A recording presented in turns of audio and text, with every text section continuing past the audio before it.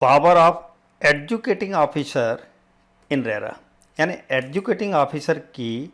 क्या पावर हैं, क्योंकि रेरा के अंतर्गत जो भी आपको रिफंड चाहिए या पैसा वापस चाहिए या पैसे से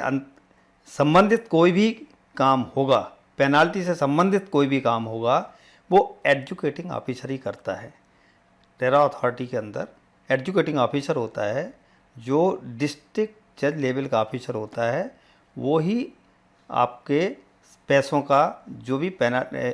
डिसीजन है वो करता है। CCEA civil construction and engineering academy में आपका स्वागत है।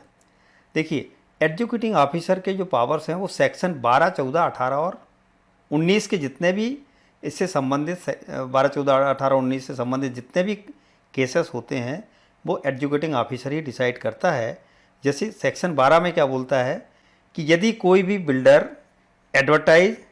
प्रॉस्पेक्टस और on the basis of any model apartment, यानी एडवर्टाइजमेंट के बेसिस पे, प्रॉस्पेक्टस के बेसिस पे या कोई मॉडल फ्लैट या मॉडल शोरूम के बेसिस पे या अपार्टमेंट के बेसिस पे कोई हानि पहुंचती है, कोई क्लेम करता है बायर,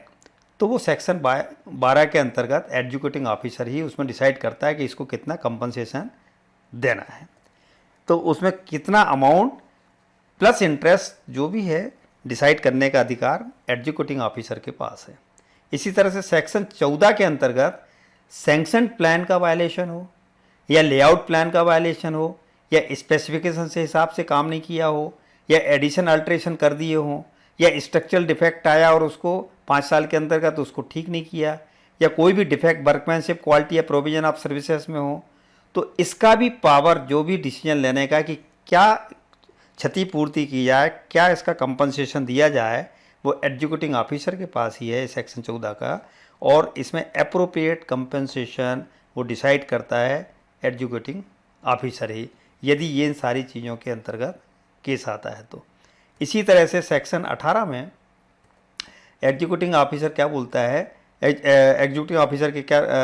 पावर हैं, fails to complete or unable to give position, यानी पोजीशन नहीं देता है या कंप्लीट ही नहीं कर पाता है,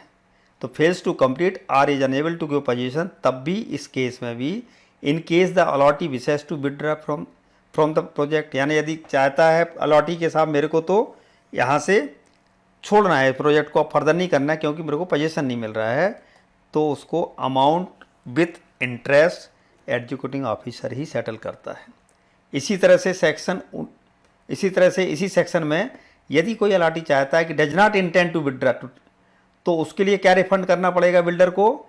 interest for every month of delay, जितने महीने का डिले है, और ये कौन डिसाइड करेगा, ये डिसाइड करेगा एजुकेटिंग ऑफिसर। तो इसी तरह से सेक्शन 19 के अंतर्गत information relating to sanction plans, layout plans along with the specification, यानी बायर को ये पावर है कि ये सैंक्शन प्लान, लेआउट प्लान और स्पेसिफिकेशन वगैरह की सारी इन्फॉर्मेशन वो बिल्डर से लेने का हकदार है। यदि नहीं दिया जाता है बिल्डर के द्वारा तो सेक्शन 19 में वो अपना क्लेम कर सकता है, अमाउंट विथ इंटरेस्ट उसको एग्जीक्यूटिव ऑफिसर के पास पावर है उसको डिसाइड करने के लिए। तो ये मेनली 4 सेक्शंस के पावर हैं 12, 14, 18 और 19 के एग्जीक्यूटिव ऑफिसर के पास, जो इसी तरह से time wise schedule of completion का भी प्रोविज़न है, अनेबल टू गिव पोजीशन है, तो इसमें भी amount plus interest executive officer ही डिसाइड करता है। तो ये 12, 14, 18 और 19 सेक्शंस के जो चारों सेक्शंस के पावर्स हैं वो एग्जीक्यूटिव ऑफिसर के पास ही हैं और एग्जीक्यूटिव ऑफिसर ही ये सारी चीज़ें डिसाइड करता है। आशा है ये जानकारी आपको पसंद आई होगी और उपयोगी भी लगी होगी। यदि उपयोगी लगी है तो दूसरों को भी इससे लाभान्वित कराएं, दूसरों के साथ शेयर करें। चैनल सब्सक्राइब नहीं किया है तो सब्सक्राइब करें। इसी तरह से आगे की जानकारी आपको मिलती रहेगी। धन्यवाद।